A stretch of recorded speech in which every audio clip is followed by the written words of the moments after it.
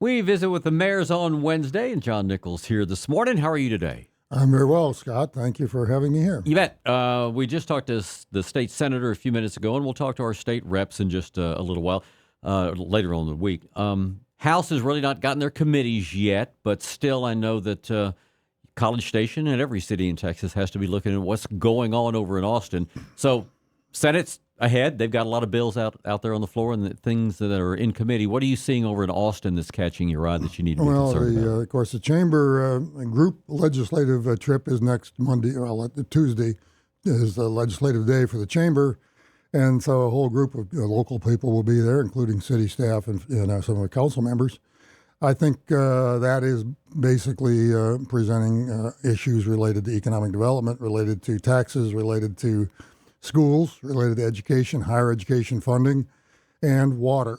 Of course, probably the biggest issue from the local area is the need to have the legislature review and step in and decide on some kind of regulatory environment for groundwater that is statewide, that recognizes the issues related to transfer water out of one groundwater district to users in another area. Not, as you know, and you've probably talked about it on the radio, I think, with others, one of the biggest strategic issues that the local community faces. Transportation would be another one. We're, of course, looking to TxDOT to help in the legislature to help us deal with the University Drive grade separation projects. I'm hoping that that'll come up as well. So we had our second meeting with the citizenry about Northgate. And again, this is a process that goes where? Through summer, right? Is that right? Well, this process really until April. Okay. But yeah, I'll come back to the council in the summer for reviewing whatever recommendations comes from that group and deciding on next steps from the city's point of view. The city owns that 1.57 acres, and we need to decide, how, in relation to that discussion of the small area plan, how to move forward from there.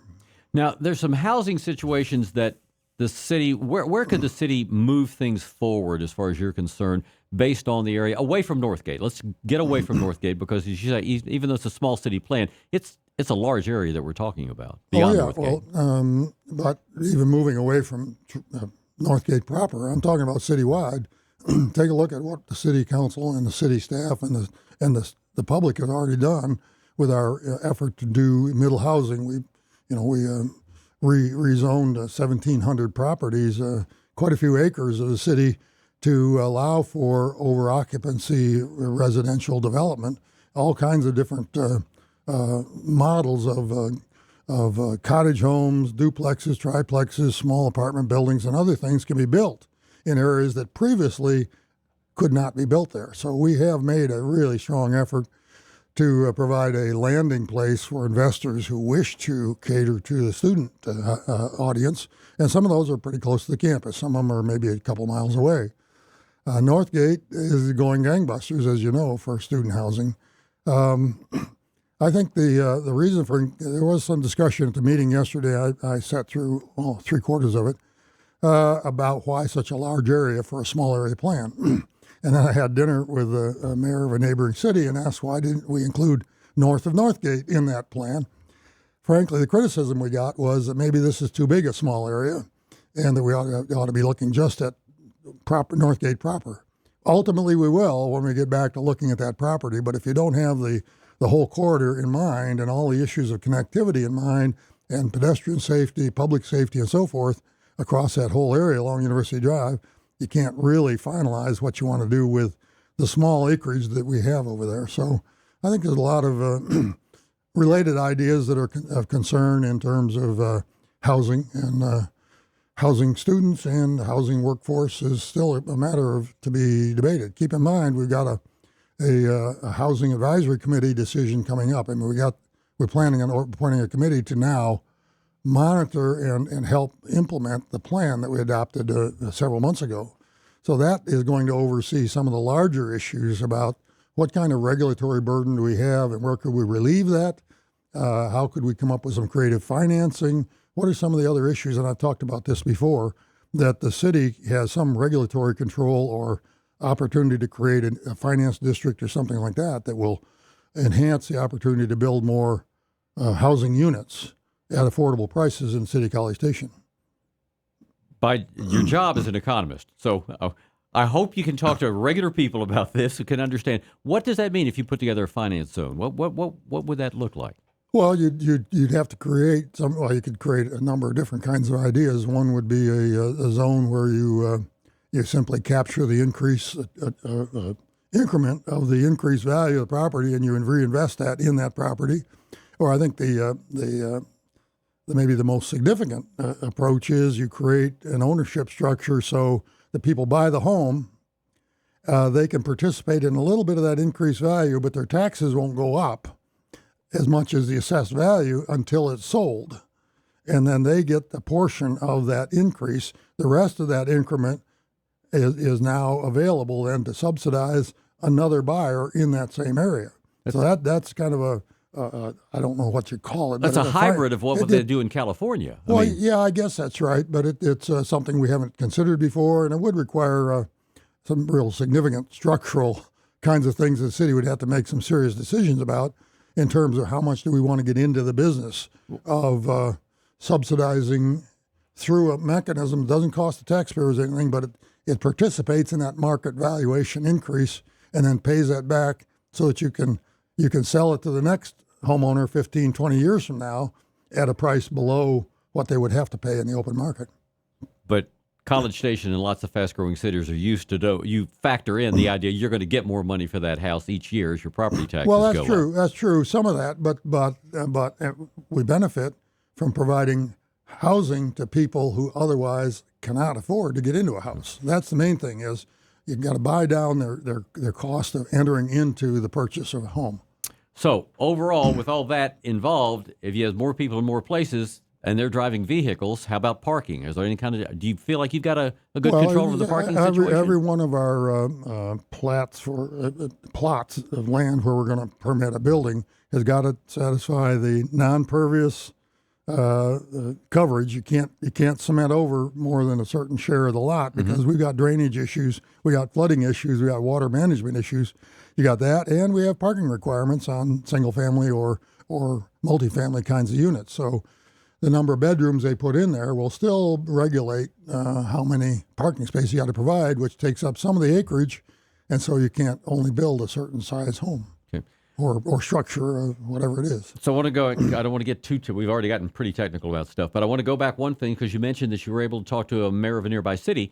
So as you finished doing your small plan, I mean, that city abuts your city. Right. And so what kind of conversation do you have with them to try to have as seamless as possible? I think that's another stage. I don't believe that area of Northgate is about to be developed anywhere close to what we see in the Culpeper property right next door, practically next door, and then up deeper into Northgate around the Church Street area and so forth. I think that those discussions are going to have to come. That's right on the border. You got Inlow College Station. You got Inlow Bryant runs right along that drainage area in there, which is, I think, part of Pin Oak Creek, which runs right down through Rosemary. Yes. And we've had those discussions about how the border got drawn the way it did. But that's where the border is, and I think redevelopment of that. And, of course, the university's Hensel Park land is also in our larger small area plan. Right. So I think that'll be another stage, and it'll come along later. Certainly. What else do you have for us today? Well, I just wanted to comment on number one, the Northgate Small Area Planning meeting is every other week. The second meeting was yesterday. There was 50, 60 people there, I believe. A very detailed presentation of state of the area in terms of dollar investments, number of people, all of that, property ownership and whatnot in Northgate. But that'll go on for every other week until they conclude in April. Frankly, I'm very interested in what A&M is doing because, A&M is a big partner of ours, the number one partner. Their pause in undergraduate enrollment does not mean that they're going to pause overall enrollment, but they are going to continue to hire faculty and staff to get their ratios adjusted. Those jobs as faculty positions at A&M are really good jobs for the local community. Wherever they land, they bring people with them and they bring intellect with them, and they are well paid relative to your average wage across the city. So I'm happy to see they're still going to grow the infrastructure, both hard and soft. The other You didn't. Maybe you saw the announcement that College Station Bryan, the MSA, is now the number 4. What do they call it? Number 4 most dynamic metro in the heartland. What does that mean?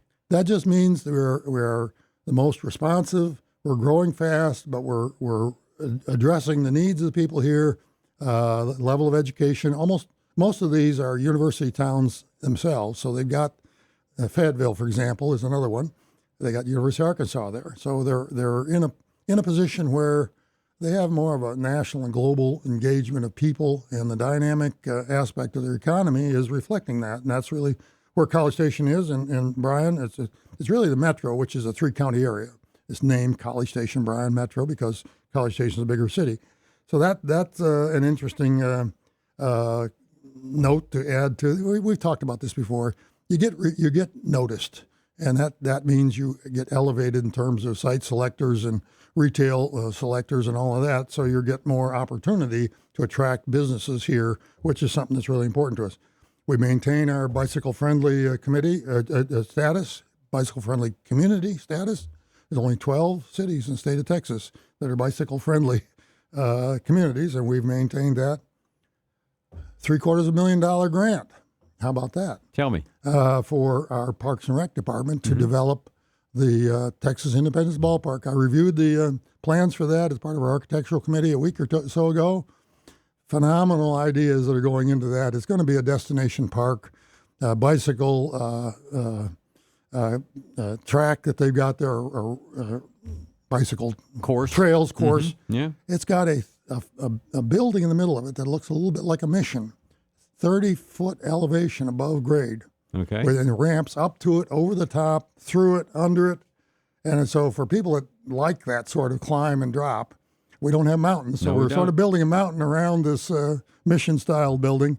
But there's a fishing pond there. There's going to be a really nice playground separated for kids under 8 and kids over 8, and a lot of different kinds of unique. It's not the standard neighborhood park equipment that you see. Lots of really interesting things. Unpaved trails up into the wooded area that goes up towards Midtown. There's going to be a Texas independence theme in there, so the planners are working on that. Anyway, that $750,000 goes directly into that development, which is a $20 million overall investment, and that's without the ball fields, which are going to be built over at the Veterans Park. That is pretty good news. So that's an interesting development there. Don't forget that 1st of February, the I Heart College Station magazine is now out online, cstx.gov, and you'll find it there. All right. John Nichols, the mayor of College Station. Thanks for the time. Great. Thank you. You bet.